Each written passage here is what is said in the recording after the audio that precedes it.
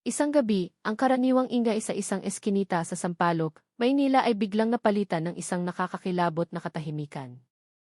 Isang estudyanteng nangungupahan sa isang lumang boarding house ang nagreklamo sa matapang na amoy na nagmumula sa isa sa mga silid sa ikalawang palapag. Sa simula, inakala ng mga residente na galing lamang ito sa bunto ng basura na hindi nakolekta sa tabi ng kanal. Ngunit habang lumalalim ang gabi, ang amoy ay lalong tumitindi, isang halimuyak ng pagkabulok na hindi maipagkakamali. Pagsapit ng alas 10:30 ng gabi, si Aling Corazon, ang may-ari ng paupahan, kasama ang ilang boarders, ay nagpasya ng alamin ang pinagmumulan ng amoy. Kumatok sila ng paulit-ulit sa pinto ng kwarto, ngunit walang sinumang sumasagot. Ang tanging naririnig nila ay ang mahinang ugong ng electric fan mula sa loob.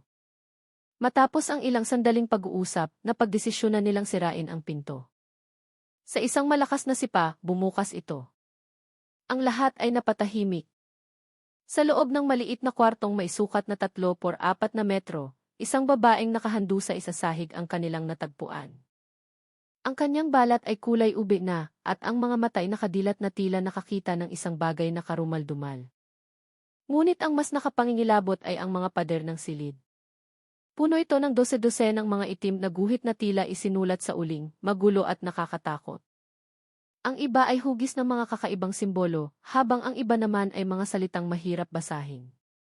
Isang boarder ang napasigaw sa takot, habang si Aling Corazon ay nanginginig na tinawagan ang pulisya. Hindi nagtagal, dumating ang scene of the crime operatives, SOCO, ng Manila Police District kasama ang mga mediko. Agad na nilagyan ng police line ang buong paligid ng boarding house. Mula sa paunang investigasyon, ang biktima ay kinilalang si Nica Alvarez, 24 na taong gulang, isang empleyado sa isang department store sa isang kalapit na mall. Sa tabi ng kanyang katawan ay isang cellphone na bukas pa, isang bote ng mineral water, at isang maliit na kwaderno na nakabuklat sa huling pahina. Wala pang opisyal na pahayag ang pulisya tungkol sa sanhi ng kanyang pagkamatay, ngunit ang paunang hinala ay nagtuturo sa karahasan. May mga pasa sa kanyang lieg at braso. At ang pinakagimbal-gimbal sa lahat, sa pader malapit sa kanyang kama, may nakasulat na mga salita gamit ang isang bagay na kulay pula, tila dugo, bumalik siya. Ang kaso ay agad na naging usap-usapan. Marami ang nagsabi na nakarinig sila ng malakas na kalabog mula sa silid ni Nica 2 gabi na ang nakalipas, ngunit hindi nila inakalang hahantong ito sa isang trahedya. Hanggang sa mag-umaga, patuloy pa rin ang pagsisiyasat ng mga otoridad, habang ang katawan ng biktima ay dinala sa SE General Hospital para sa autopsy. Sa likod ng dilaw na linyang iyon, lalong lumalalim ang misteryo. Sino ang salarin sa likod ng krimeng ito, at ano ang ibig sabihin ng mga kakatuwang guhit sa pader ng kanyang silid? Kinaumagahan, ang dating tahimik na eskinita sa Sampaloc ay naging sentro ng atensyon. Dose-dose ng mga tao ang nagkukumpulan sa harap ng makipot na daan kung saan naganap ang krimen. Ang hangin ay puno ng mga bulungan, mga kamerang nakatutok, at matinding kuryosidad. Ang mga pulis ay patuloy na nagbabantay, tinitiyak na walang sinumang lalampas sa police line na ngayon ay malawak na nakapalibot sa 2 palapag na boarding house. Sa loob ng silid ng biktima, muling nagsagawa ng masusing pagsisiyasat ang forensic team.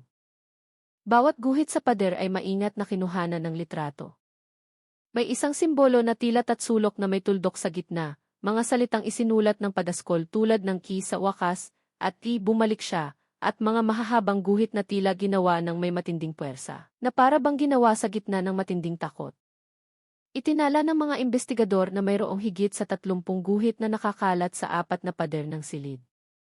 Si Police Captain Mateo Cruz, sa isang maikling pahayag sa media, ay sinabing hinihintay pa nila ang resulta ng autopsy upang matukoy ang tiyak na sanhi ng pagkamatay.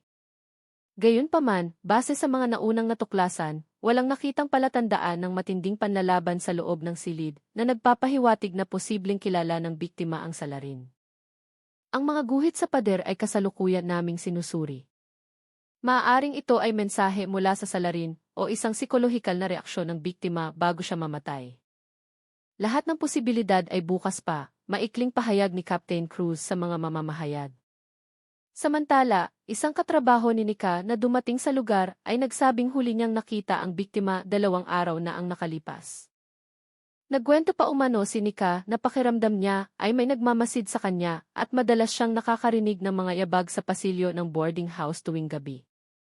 Ngunit hindi niya inakala na ito ay magiging isang masamang pangitain. Si Aling Corazon, ang may-ari ng paupahan, ay nagbigay din ng isang nakakagulat na testimonya. Sinabi niya na ang silid na inookupahan ni Nika ay 2 beses nang iniwanan ng mga dating umuupa dahil sa hindi maipaliwanag na dahilan. Isa sa kanila ay umamin pa na nakakita raw ng anino ng isang babae na nakaupo sa gilid ng kama tuwing hating gabi. Ang kwentong iyon ay nagpatayo ng balahibo ng mga residente sa paligid. Lalo na nang malaman na sa isa sa mga guhit sa pader ng silid ni Nika, may isang malaking sulat na matatagpuan mismo sa itaas ng ulunan ng kama na nagsasabing, "Huwag buksan din pinto." Natagpuan din ng pulisya ang mga fingerprint na hindi pag-aari ng biktima sa doorknob ng silid at sa bote ng mineral water na natagpuan malapit sa kanya. Ang mga CT sample ay ipinadala na sa forensic laboratory para ikumpara sa mga umiiral na data. Hanggang sa gumabi, nananatiling mabigat ang pakiramdam sa paligid ng lugar. Maraming residente ang mas piniling isara ng maaga ang kanilang mga pinto dahil sa takot sa mga kumakalat na tsismis na pinamumugaran ng multo ang silid. Ang ilan ay naniniwala na ang pagkamatay ni Nika ay hindi lamang isang simpleng krimen, kundi may kasamang elemento ng kababalaghan na hindi maipaliwanag. Ngunit para sa pulisya, isang bagay ang sigurado. Ang kasong ito ay hindi pangkaraniwan. Bawat ebidensyang nakakalap ay nagbubukas lamang ng panibagong patong ng misteryo na lalong nagiging mahirap lutasin. Samantala, patuloy na itinatampok ng lokal na media ang kaso. Malalaking headline ang mababasa, "Dalaga, natagpo ang patay is kanyang kwarto, Vivid Pader, puno ng misteryosong guhit." Sa gitna ng tensyon na hindi pa humuhupa, patuloy na nakabitin ang tanong. Sino ang dumating noong gabing iyon at ano ang mensaheng nais iparating ng mga nakakakilabot na guhit na iyon? 3 araw na ang lumipas mula nang matagpuan ang bangkay ni Nika, ngunit hindi pa rin humuhupa ang tensyon sa Sampaloc. Bagamat bahagyang inalis na ang police line, nananatiling selyado ang silid kung saan natagpuan ang biktima. Inamin ng mga residente na iniiwasan na nilang dumaan sa eskinita ng mag-isa, lalo na kapag lumubog na ang araw. Samantala, patuloy ang investigasyon. Sinimulan ng suriin ng team mula sa Manila Police District ang mga footage mula sa tindahan kung saan nagtatrabaho si Nika, pati na rin sa ilang mga kamera sa paligid ng boarding house. Mula sa paunang pagsusuri, huling nakita si Nika noong Martes ng gabi, 9:14, na naglalakad patungo sa kanyang tinutuluyan, may dalang shopping bag at hawak ang kanyang cellphone. Walang palatandaan na may sumusunod sa kanya. Ngunit ang kapansin-pansin, makalipas ang halos 2 oras, isang kiki sa dulo ng kalye ang nakahuli sa isang lalaking nakasuot ng itim na jacket at sombrero na naglalakad ng nagmamadali mula sa parehong direksyon. Nakatakip ng face mask ang kanyang mukha at kahina-hinala ang kanyang mga kilos. Hinala ng pulisya, maaaring siya ang huling taong nasa paligid bago natagpo ang patay ang biktima. Kasabay nito, inilabas ng forensic team ang paunang resulta ng autopsy. Napag-alaman na namatay ang biktima dahil sa pagpalo ng isang matigas na bagay sa likod ng ulo na may kasamang mga kalmot sa kanang braso. Walang natagpo ang senyales ng pang-aabuso. Batay sa tinatayang oras ng pagkamatay, sa pagitan ng 10:00 hanggang 11:00 ng gabi, malaki ang posibilidad na inatake ang biktima sa loob mismo ng kanyang silid. Ngunit ang pinakanakalilito ay ang maliit na kwaderno na natagpuan malapit sa biktima. Ang huling isinulat dito ay tila nagpapahiwatig ng matinding takot. Sa huling pahina ay nakasulat, "Kumatok na naman siya sa pinto. Naririnig ko ang kanyang paghinga sa likod ng pader." Ang sulat na ito ay yumanig sa mga investigador. Hinala nila, nakapagsulat pa ang biktima ng ilang pangungusap bago siya tuluyang atakihin. Bukod pa rito, ipinakita sa pagsusuri ng laboratorio na ang ginamit sa pagsulat ng mga guhit sa pader ay hindi ordinaryong marker o pintura, kundi pinaghalong tinta at dugo ng tao. Ang sample ng dugo na kinuha ay hindi lamang nagmula sa biktima, kundi mayroon ding ng ibang tao na hindi pa nakikilala. Ang pagkakatuklas na ito ay agad na nagpabago sa direksyon ng investigasyon. Pinalawak ng pulisya ang paghahanap sa posibilidad na ang salarin ay may malapit na ugnayan sa biktima, isang kaibigan, kasintahan, o isang tao mula sa kanyang nakaraan. Makalipas ang ilang araw, isang matagal ng kaibigan ng biktima na nagngangalang Daniel Dan Reyes, 27 taong gulang, ang dumating sa istasyon ng pulisya upang magbigay ng pahayag.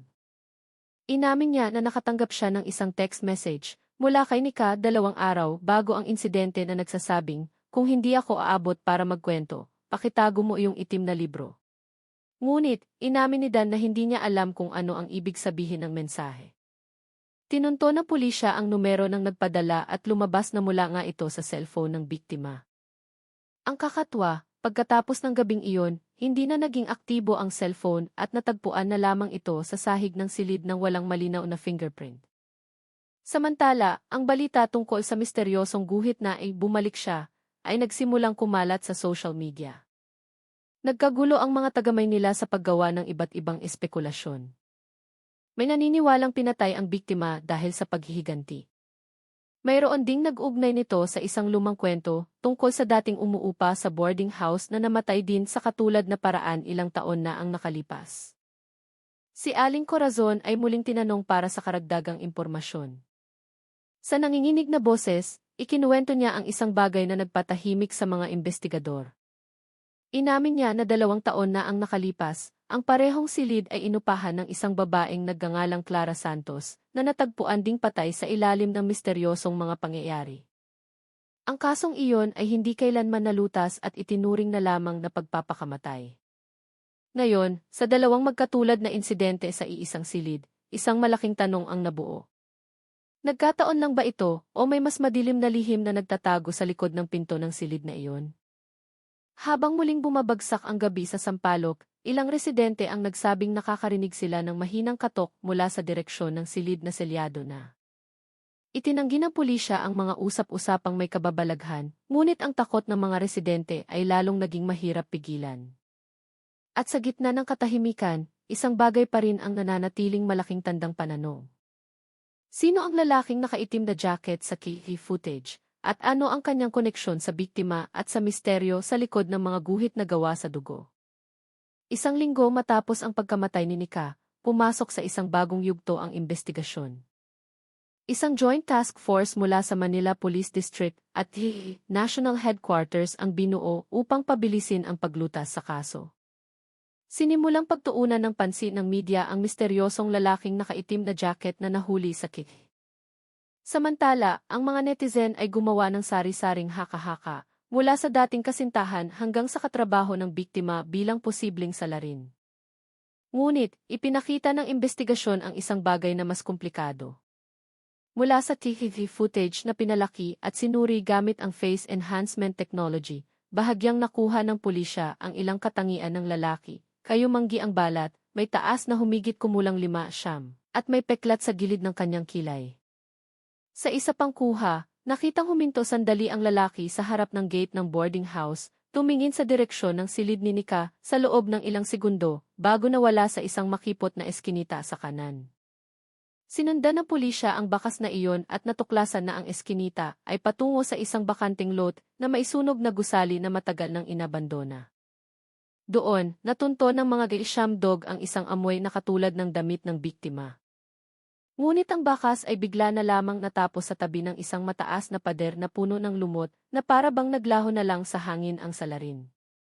Samantala, mula sa digital forensic investigation sa cellphone ng biktima, natuklasan ang isang serye ng mga mensahe na ipinadala ilang araw bago ang kanyang pagkamatay.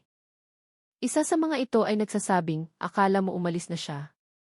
Hindi pa siya tapos." Ang mensahe ay ipinadala mula sa isang hindi kilalang numero na walang pagkakakilanlan. Nang subukang i-trace, ang numero ay nakarehistro sa isang prepaid card na walang pangalan at aktibo lamang sa loob ng 2 araw bago muling nawala. Sinuri rin ng pulisya ang iitim na libro na nabanggit sa mensahe ni Nika sa kanyang kaibigan, si Dan. Matapos suriin, lumabas na ito ay isang diary ng biktima sa loob ng huling 2 buwan. Sa kanyang mga isinulat, madalas na nagrereklamo si Nika tungkol sa mga kakatwang bagay na nararanasan niya sa silid. Mga yabag sa kisame, aninong dumadaan sa harap ng salamin, hanggang sa paulit-ulit na panaginip tungkol sa isang taong kumakatok sa pinto at tinatawag ang kanyang pangalan sa boses na kamukha ng sa kanya. Ngunit sa huling pahina, bago ang tala tungkol sa katok sa pinto, may isang sulat na makapal na minarkahan ng pulang marker. Bumalik siya dahil binuksan ko ang pinto na iyon. Ang pangungusap na iyon ay nagpatahimik sa mga investigador. Anong pinto ang tinutukoy niya? Ang pinto ng silid o isang bagay na iba pa? Marahil, isang pinto mula sa nakaraan na hindi pa naisasara. Samantala, lalong nabalisa ang mga residente sa paligid. Ilan sa mga natitirang boarders ay nagpasya ng lumipat. 3 silid na lang ang mailaman. Si Aling Corazon, ang may-ari, ay naglagay pa ng isang karatula na may nakasulat na pansamantalang sarado para sa pagkukumpuni upang pakalmahin ang sitwasyon. Ngunit ang mga gabi sa Sampaloc ay hindi kailanman naging tunay na payapa. Ilang mga residente na nakatira sa mga kalapit na bahay ang nagsabing nakakarinig sila ng katok sa kanilang mga pinto tuwing papalapit ang 2:00 ng madaling araw. 3 beses ang katok. Mahina, may ritmo at bigla na lang hihinto. Kapag binuksan nila ang pinto, wala namang tao sa labas. Tanging isang malansang amoy ang pumapasok sa hangin. Mabilis na kumalat ang balitang iyon. Ang ilan ay naniniwalang hindi pa matahimik ang kaluluwa ni Nika. Ang iba naman ay nagsasabing gumagala pa rin ang salarin. Mayroon pang isang bagong saksi na lumitaw, isang nagtitinda ng lugaw sa dulo ng eskinita. Inamin niya na nakita niya ang isang lalaki na may dalang itim na bag na lumabas mula sa eskinita mga 1 oras matapos ang tinatayang oras ng pagkamatay ni Nika. Nang tanungin para sa karagdagang detalye, iisa lang ang kanyang natatandaan. Ang mga kamay ng lalaki ay puno ng pulang mansa na tila tuyong dugo.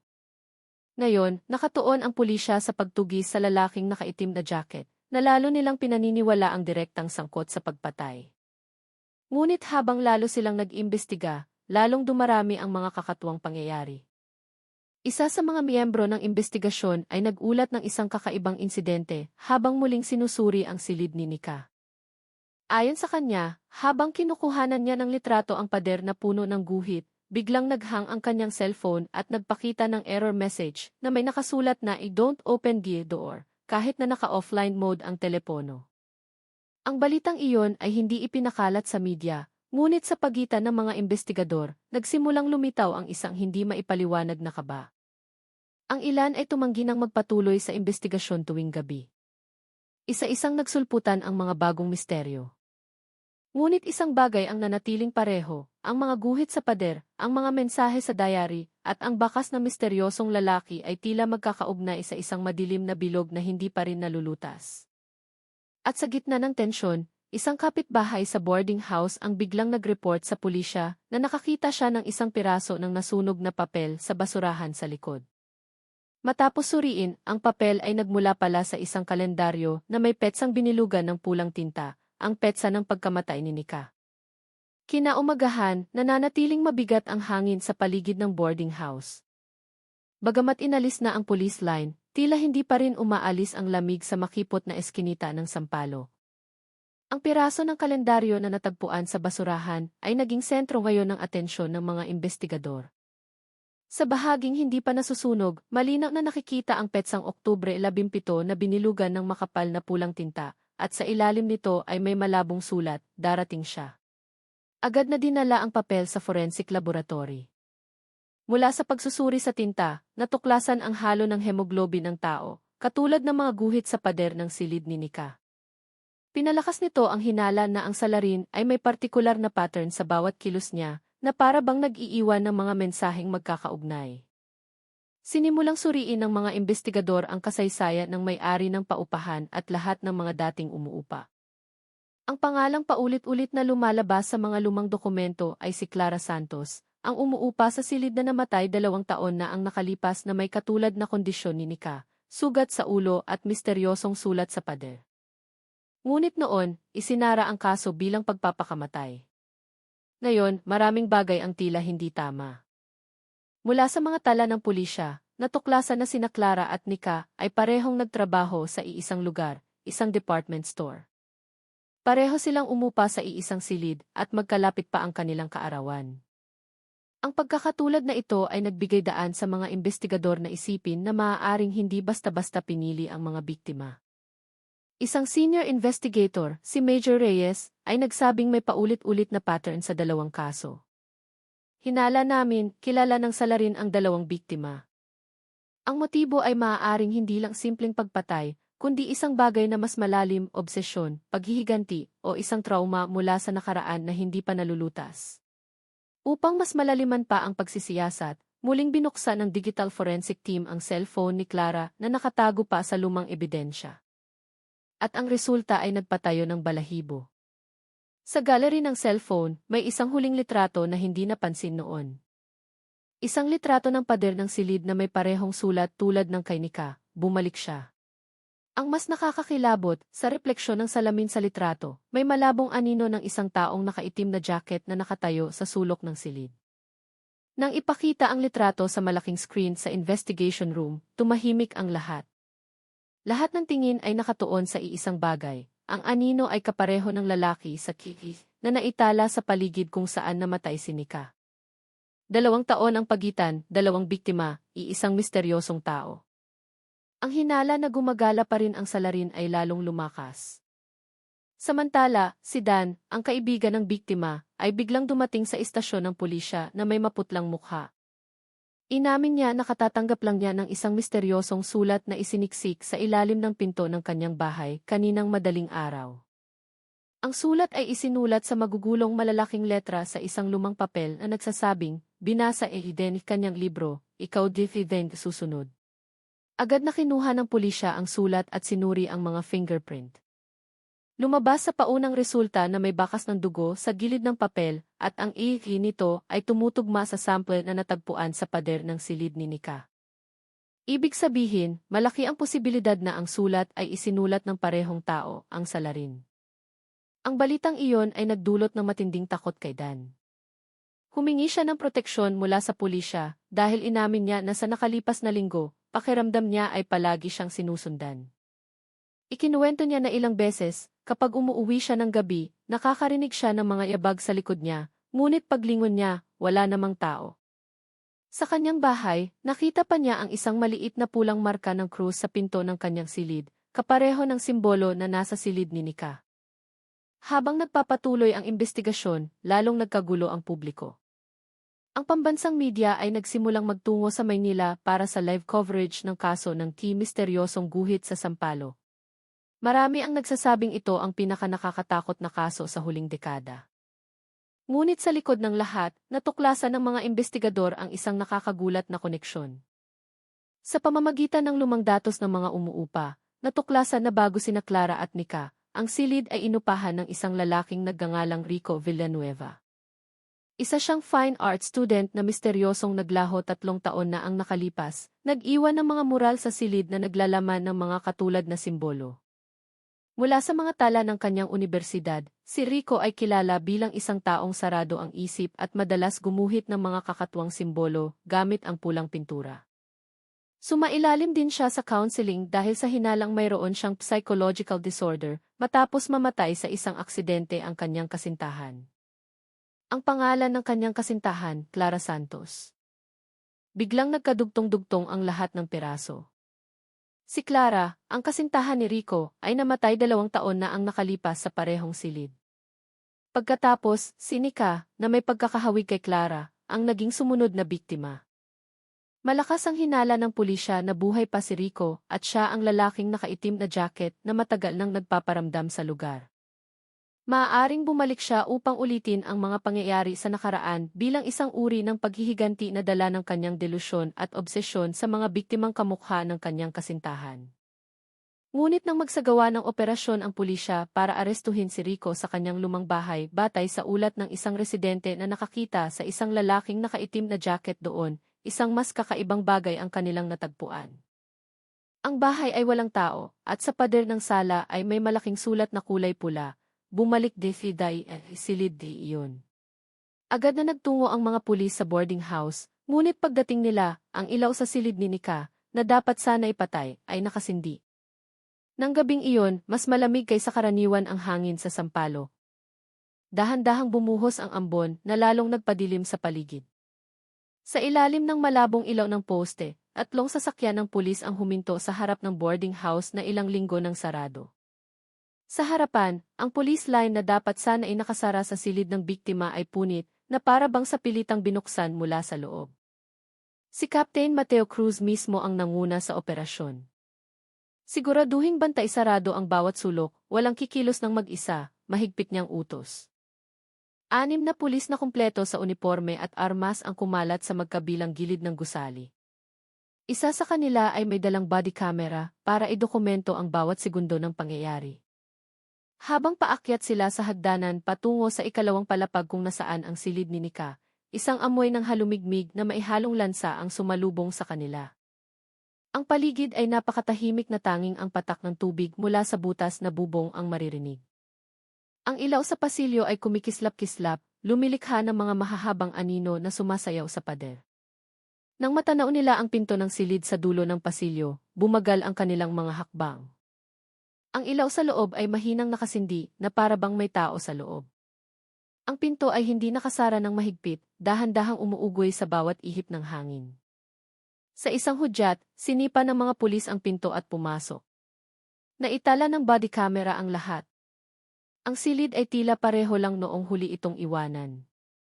Ngunit, may isang bagay na nagpatayo ng balahibo. Sa pader na dati nilinis na ng pulisya, muling lumitaw ang mga misteryosong guhit. Sa pagkakataong ito, mas marami ang mga sulat, halos pinupuno ang buong pader. Sa gitna, gamit ang matingkad na pulang tinta, nakasulat ang malaking pangungusap, bumalik de Fiday. Biglang namatay ang ilaw sa silid. Tanging ang mga flashlight ng mga pulis ang nagsilbing liwanag. Nang itutok ang sinag sa isang sulok, nakita nila ang isang bagay na nagpatahimik sa lahat. Sa malamig na sahig, may isang guhit ng kamay na gawa sa dugo, bumubuo ng isang spiral na pumapalibot sa dating kinatatayuan ng kama ni Nika. Suriin ang buong silid, utos ni Captain Cruz, tumigas ang kanyang boses. Binuksan ng isang pulis ang aparador. Walang laman ito maliban sa isang itim na jacket na maayos na nakasabit. Sa bulsa nito, natagpuan ang isang sirang cellphone na walang SD card. Nang subukang buksan gamit ang isang portable forensic tool, isang mensahe ang lumitaw sa lock screen, hindi siya tapos. Bago pa ito masuri ng husto, isang sigaw ang narinig mula sa ibaba. Nagtakbuhan sila pababa. Sa harap ng likod na pinto ng boarding house, may mga bakas ng putik at paa na patungo sa bakanting hardin sa likod. Ang mga bakas ay basa pa, nagpapahiwatig na may dumaan doon ilang minuto lang ang nakalipas. Agad na dinala ang mga gisham dog. Sinundan nila ang bakas hanggang sa dulo ng hardin, kung saan nakatayo ang isang lumang bahay na gawa sa kahoy. Nang buksan ang pinto nito, isang masangsang na amoy ang sumalubong. Sa loob, may isang malaking canvas na nakasabit sa pader na may larawan ng isang babae, ang mukha ni Clara Santos. Sa ilalim ng larawan, may isang lumang upuan at tumpok ng mga sketch na naglalaman ng parehong mukha, si Clara, si Nika, at ilang iba pang babaeng hindi kilala. Sa isang papel, nakasulat, pare-pareho sila. Hinayaan nilang umalis siya. Gusto ko lang siyang bumalik. Ipinapalagay ng pulisya na buhay pa si Rico at posibleng nagtatago sa paligid. Ngunit nang suriin ng forensic team ang silid, isang mas nakakatakot na bagay ang kanilang natuklasan. Isang maliit na video camera na aktibo pa, nakatutok sa pasukan ng bahay. Nang suriin ang recording, malinaw na naitala nito ang kilos ng isang tao ilang oras bago sila dumating.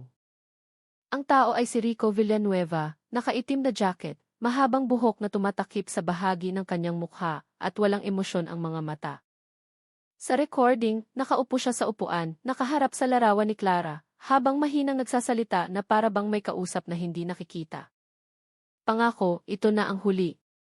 Pagkatapos nito, hindi ka na mag-iisa. Pagkatapos ng pangungusap na iyon, tumayo si Rico, kinuha ang isang malaking brush, at isinulat ang huling pangungusap, bumalik na ako sa silid na iyon. Pagkatapos ay tumitig siya sa kamera sa loob ng ilang segundo bago biglang huminto ang video.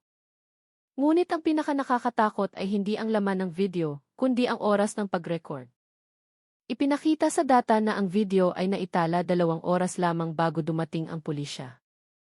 Isang malawakang operasyon ang isinagawa ng gabing iyon. Dose-dosenang pulis ang nagsuyod sa sampalok hanggang madaling araw. Ngunit, naglaho si Rico na parang bula. Walang anumang senyales ng kanyang presensya maliban sa tunog ng mga kuliglig at agos ng tubig sa kanal. Kinaumagahan, iniulat ng media ang pinakabagong development sa kaso na may malaking headline, Serial Killer, pinaghihinalaang muling nagparamdam SV Maynila. Ngunit sa gitna ng kaguluhan, isang nakakagulat na ulat ang dumating sa isang fine art student mula sa isang kalapit na unibersidad ang nagsabing nakilala niya ang mukha ni Rico at sinabing sa nakalipas na linggo, isang taong may katulad na katangian ang nakitang nagpipinta ng mural sa kanilang campus. At ang mural na iyon ay may nakasulat na pangusap na ngayon ay nagpapanginig sa lahat ng investigador, hindi tapos dan silid. Lumipas ang mga araw, ngunit hindi pa rin humuhupa ang tensyon. Ang balita tungkol sa lalaking nakaitim na jacket na muling nagpakita ay kumalat na sa pambansang media. Itinaas ng pulisya ang estado ng kaso bilang isang serial killing na may malalang indikasyon ng problema sa pag-iisip. Ngunit sa kabilang banda, ang komunidad ay lalong nabalot ng takot at pag-uusisa. Bandang 8:45 ng umaga, nagulantang ang mga estudyante ng College of Fine Arts sa isang unibersidad sa Maynila sa pagkakatuklas ng isang malaking mural sa pader ng kanilang lumang gusali. Ang mural ay tila ipininta gamit ang madilim na pulang pintura, at mula sa malayo, tila ito sumabog na dugo. Sa gitna ng mural ay ang larawan ng isang babaeng nakapikit ang mga mata. Habang sa itaas ay nakasulat sa malalaki at magugulong letra, hindi tapos dan silid. Agad na iniulat ng dekano ng kolehiyo ang natuklasan sa pulisya. Hindi nagtagal, muling nagkaroon ng police line sa pagkakataong ito sa gitna ng campus. Mula sa pagsisiyasat ng soko, ang pinturang ginamit ay kapareho ng natagpuan sa lumang bahay kung saan dating tumira si Rico. Nakakita rin ng mga patak ng dugo sa paligid ng lata ng pintura at brush na iniwan sa lugar. Ngunit ang mas nakakakilabot ay isang maliit na detalye sa sulok ng mural. Kung titingnang mabuti, may isang guhit ng kamay na may perpektong fingerprint na nabuo sa pader. Nang kunin ang sample nito, kinumpirma ng laboratorio na ito ay fingerprint ni Rico Villanueva. Ibig sabihin, totoong gumagala pa rin sa Maynila ang salarin at ngayon ay naglalakas loob ng magpakita sa publiko.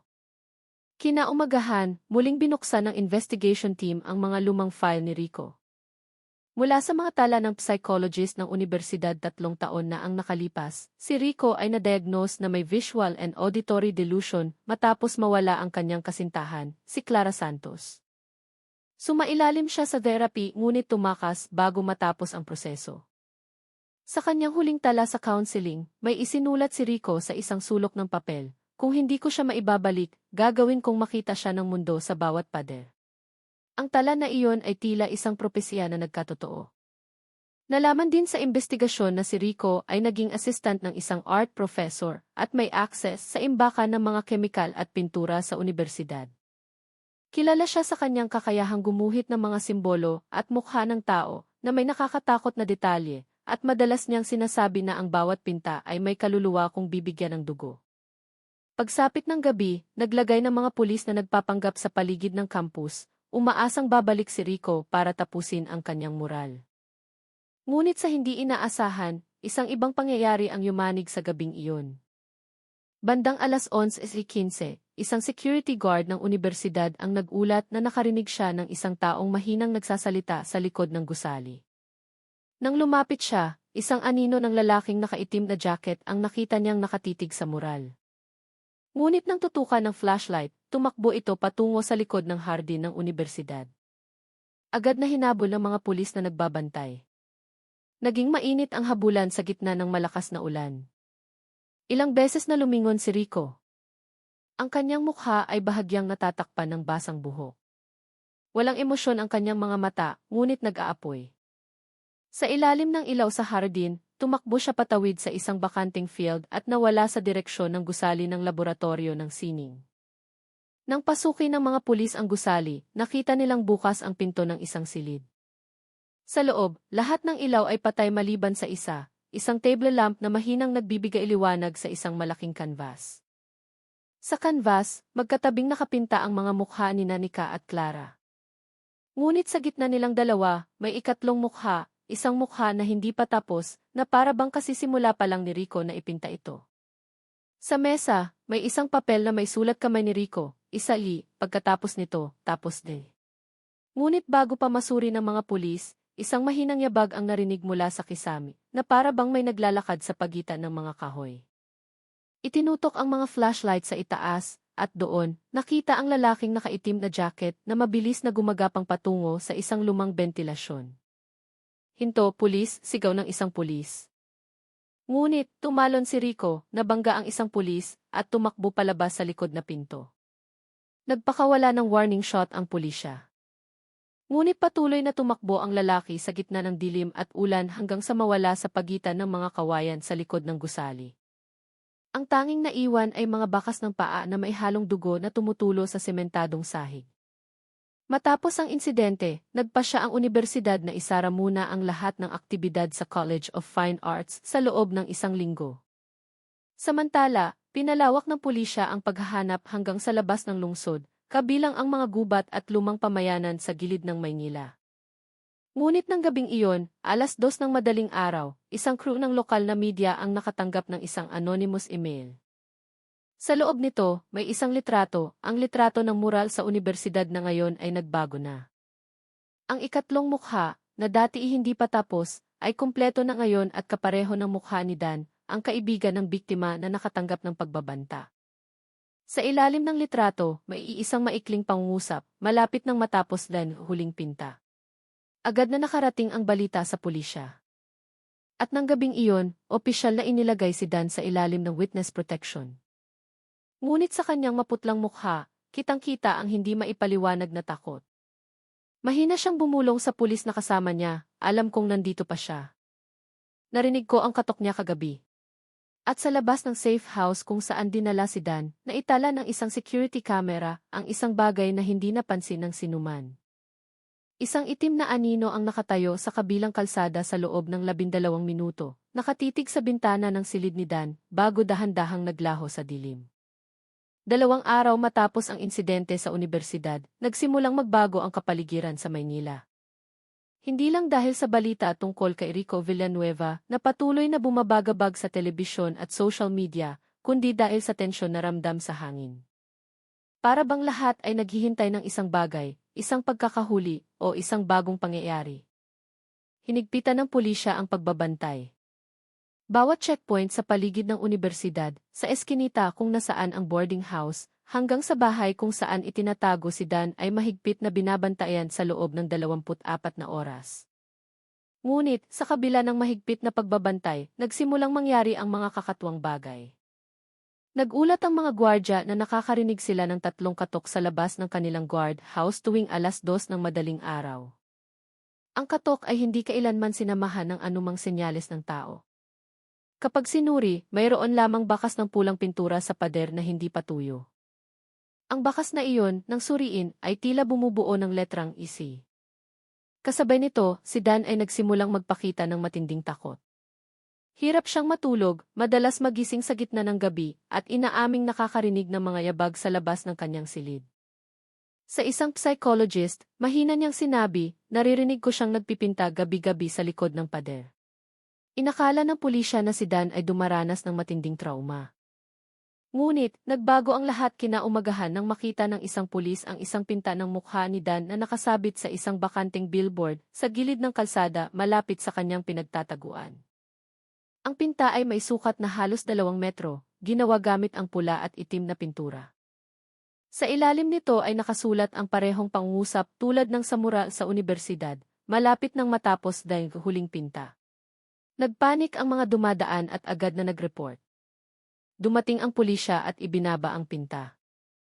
Ngunit isang kakatuwang bagay ang lumitaw.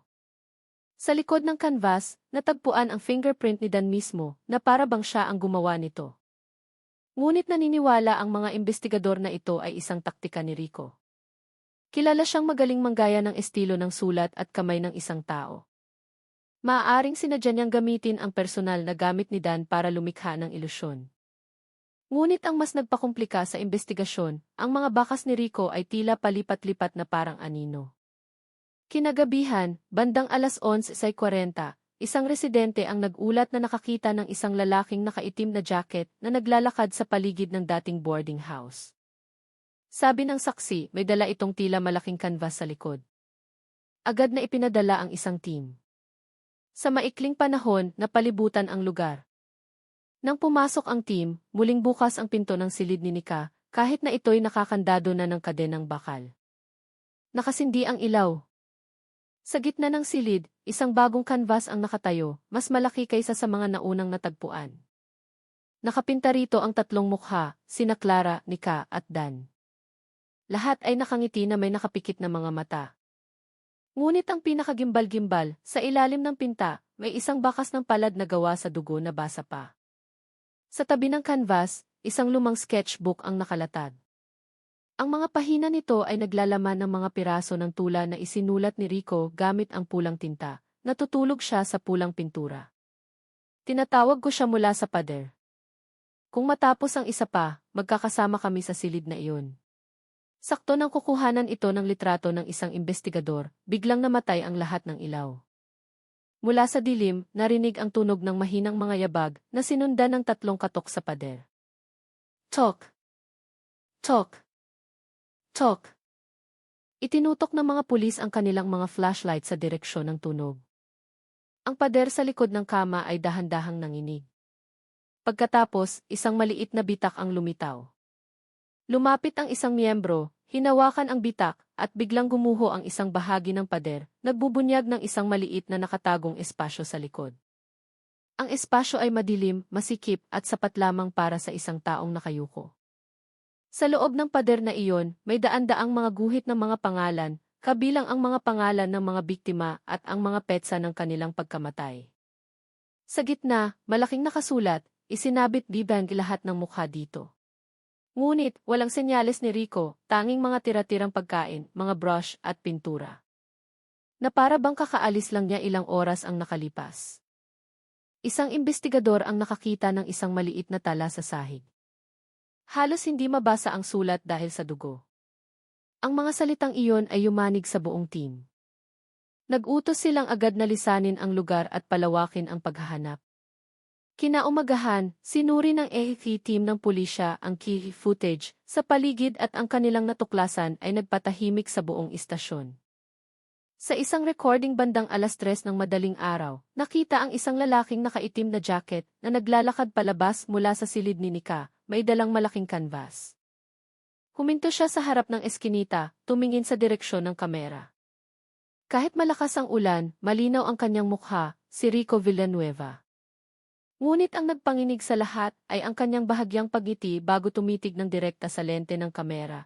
Itinaas ang kanyang kamay na puno ng pulang pintura at gumawa ng 3 katok sa hangin. Eksakto tulad ng tunog na madalas iulat ng mga residente.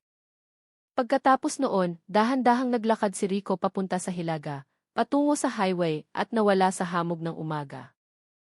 Ngunit, may isang bagay na hindi napansin hanggang sa pabagali ng forensic technician ang recording ng 400%. Sa ika-23 segundo, sa likod mismo ni Rico, may malabong anino ng 3 babae na nakatayo sa dulo ng eskinita. Sina Clara, Nika, at ang ikatlong mukha na bagong lumitaw sa huling pinta, si Dan. Ang anino ay dahan-dahang naglaho kasabay ng paglayo ni Rico. Ngayon, ang pulisya ay humaharap sa isang misteryo na hindi lamang tungkol sa pagpatay, kundi sa isang bagay na higit pa sa pangunawa. Walang ebidensya na buhay pa si Rico, ngunit patuloy na lumilitaw ang mga bagong pinta. At nang gabing iyon, sa imbakan ng ebidensya ng AC, isang gwardya ang nagulat na isa sa mga canvas na kinuha ay biglang nagbago. Ang pinta ng 3 mukha na dating nakangiti ay ngayon ay nakatitig na ng diretsyo, na para bang may buhay. Sa kanang sulok sa ibaba, isang bagong sulat ang lumitaw na dati wala roon. Magsisimula din, huling kabanata. Muling bumuhos ang malakas na ulan sa Maynila ng gabing iyon. Kumikidlat sa kalangitan na ginagawang nakakatakot ang bawat anino sa kalsada. Sa likod ng gusali ng AC, isang maliit na silid na walang bintana ang nagsilbing imbakan ng mga ebidensya ng kaso ng misteryosong guhit sa Sampaloc. Doon nakatago ang lahat. Ang kwaderno ni Nika, mga tala ng psychologist ni Rico, ang itim na jacket, ang mga camera recording, at ang pinakanakatampok, ang pinta ng tatlong mukha na naging simbolo ng kilabot para sa lahat ng investigador. Ngunit, mula pa noong umaga, isang kakaibang bagay ang naramdaman ng mga gwardya. Ang ilaw sa silid ay madalas na kumikislap ng walang dahilan. Ang aircon ay namamatay sindi ng kusa.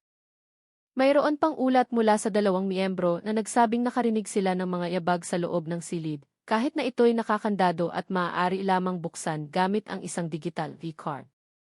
Pagsapit ng alas 11:47 ng gabi, isang pulis na nagngangalang RD ang nakaduty. Itinala niya na ligtas ang silid, pagkatapos ay nagsindi ng sigarilyo sa labas habang naghihintay ng pagpapalit ng shift. 15 minuto ang lumipas, mula sa loob ng silid, 3 katok ang narinig. Mahina ngunit malinaw. Tok! Tok! Tok! Inakala ni RD na hangin lang iyon. Ngunit nang pumasok siya para suriin, ang pinta na nakasabit sa pader ay bahagyang nakatagilid.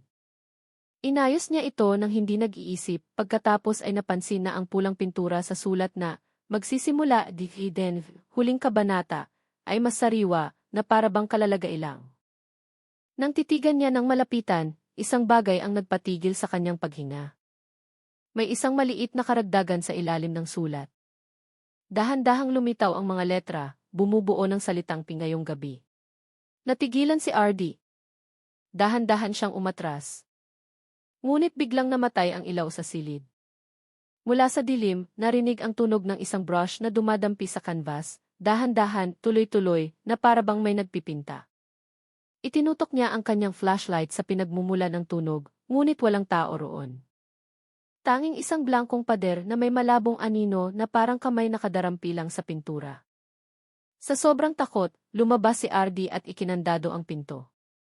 Ngunit mula sa likod ng pinto, 3 malalakas na katok ang muling narinig. Tok! Tok! Tok! Tumakbo siya sa harap na opisina para i-report ang nangyari. Nang dumating ang ibang mga pulis para suriin, tahimik na muli ang silid. Ang pinta ay nanatiling nakasabit, ngunit may nagbago. Sa kanang ibabang bahagi, isang bagong mukha ang lumitaw. Ang mukha mismo ni RD, nakapikit ang mga mata at nakabukas ang bibig na parabang sumisigaw. 2 oras matapos ang insidente, bandang 1:00 ng madaling araw, nawala si RD. Ipinakita sa Kiki na naglakad siya palabas ng gusali, tumawid sa kalsada, at huminto sa sidewalk na nakaharap sa hilaga. Ang huling kuha sa kanya ay nakatayo siya ng halos 1 minuto, nakatitig sa isang hindi malamang direksyon bago naglakad palayo. Hindi na siya bumalik. Sa huling lugar kung saan siya nakita, natagpuan ng pulisya ang isang bagay na hindi kapanipaniwala. Isang bakas ng pulang pintura na bumubuo ng isang spiral sa aspalto, na may maliit na sulat sa gitna, Evidence na tapos. Ang pangyayaring ito ay yumanig sa buong hanay ng mga investigador. Ang kaso na dating itinuturing na isang brutal na krimen, ay naging isang bangungot na walang lohika. Lahat ng pisikal na ebidensya ay inilagay sa isang hiwalay na silid na may mas mahigpit na seguridad. Ngunit sa kabila nito, tuwing sasapit ang gabi, ang mga bagay ay tila nagbabago ng paunti-unti. Ang pinta ay gumagalaw ng posisyon. Ang kwaderno ay kusang nagbubukas sa ibang pahina. Maging ang itim na jacket ni Rico ay minsan ay natitiklop sa ibang paraan. Dahil dito, napagdesisyonan ng team na bumalik sa simula, ang lumang bahay ni Rico Villanueva sa labas ng lungsod, kung saan nagsimula ang lahat ng kabaliwan. Umalis ang team ng madaling araw, binubuo ng 8 forensic expert, 3 investigador, at isang lokal na pari na hiniling na tumulong sa spiritual cleansing. Ang daan patungo sa bahay ay maputik at tahimik, nababalot ng makapal na hamog. Pagdating nila, ang bahay ay tila masira kaysa dati. Nang pumasok sila, isang malamig na hangin ang sumalubong. Ang mga pader ay puno pa rin ng mga pinta ng mukha, ngunit may bago. Ang mukha ni Dan ay naroon na rin, kumpleto sa mga maliliit na guhit sa paligid. Sa ilalim nito, nakasulat, lahat sila ay bumalik sa akin. Nagsimulang magdasal ang pari habang sinusuri ng forensic team ang basement. Isang miyembro ang nakakita ng isang maliit na pinto sa sahig. Nang buksan, natagpuan nila ang isang masikip na espasyo na may masangsang na amoy. Sa loob, may 7 nakarolyong canvas, lahat ay puno ng tuyong dugo. Nang buksan ang unang canvas, lumitaw ang mukha ni Clara. Ang pangalawa, ang mukha ni Nika. Ang pangatlo, si Dan. Ang pang-apat, si Ardy. Ngunit nang buksan ang ikalimang canvas, natigilan ang buong team. Ang mukha na nakapinta ay hindi pa tapos, ngunit kamukhang-kamukha ni Captain Mateo Cruz, ang taong nangunguna sa investigasyon. Tinitigan ni Captain Cruz ang pinta, pagkatapos ay mahinang nagsabi, alam niyang darating tayo. Sakto noon, isang malakas na katok ang narinig mula sa labas ng bahay. Tok! Tok! Tok! Itinutok ng lahat ang kanilang mga flashlight sa bintana. Isang anino ng tao ang nakatayo sa labas, nakatitig sa loob. Itim na jacket, mahabang buhok. Sumenya si Captain Cruz na barilin kung kinakailangan. Ngunit nang buksan ng isang miyembro ang pinto, walang tao sa labas. Tanging mga bakas ng paa na may dugo ang naiwan, patungo sa direksyon ng lungsod. Sa pader malapit sa pinto, gamit ang dugong basa pa, nakasulat ang huling pangungusap ng gabing iyon, nagsimula di Denver huling kabanata. Muling magbubukas dang silid di iyon. Kinaumagahan, habang inililipat ng pulisya ang mga ebidensya mula sa bahay, isa-isang nagsimulang tumulo ng sariwang pulang likido ang mga kanvas, na para bang muling pinipinta ng isang hindi nakikitang kamay. At sa di kalayuan, sa harap mismo ng eskinita, patungo sa boarding house, isang residente ang nakakuha ng litrato gamit ang kanyang cellphone. Ang anino ni Rico Villanueva, naglalakad sa gitna ng ulan, may dalang bagong canvas sa kanyang balikat. Bahagya siyang umiti sa kamera, bago nawala sa kanto, nag-iwan ng isang pudro ng tubig na kulay pula na hindi natuyo hanggang kinabukasan. Ngayon, iisa lang ang konklusyon ng pulisya. Ang kaso sa Sampaloc ay hindi pa tapos. Ang huling pinta ay hindi pa natatapos. At tuwing sasapit ang 2:00 ng madaling araw, tatlong mahinang katok ang laging naririnig mula sa pader ng imbakan ng ebidensya ng Tok! Tok! Tok! 2 linggo ang lumipas mula ng gabing iyon sa lumang bahay ni Rico Villanueva, ngunit hindi pa rin tuluyang bumabalik ang kapayapaan sa Maynila. Opisyal na idineklarang key cold case ang kaso dahil ang pangunahing suspect ay nananatiling malaya at hindi matukoy ang kanyang kinaroroonan. Ngunit, para sa mga investigador na sangkot, patuloy silang minumulto ng anino ng kasong iyon. Ilan sa kanila ang nag-resign, hindi na kinaya ang psikolohikal na pressure. May nagsabing binabangungot sila ng mga pader na may pulang pintura. Mayroon ding nanumpa na nakakarinig sila ng katok mula sa likod ng pader ng kanilang mga bahay tuwing 2:00 ng madaling araw. Si Captain Mateo Cruz mismo ay bibihira ng makita sa publiko. Nasa ilalim siya ng medical supervision matapos magkaroon ng sleep disorder at ilang beses mawalan ng malay.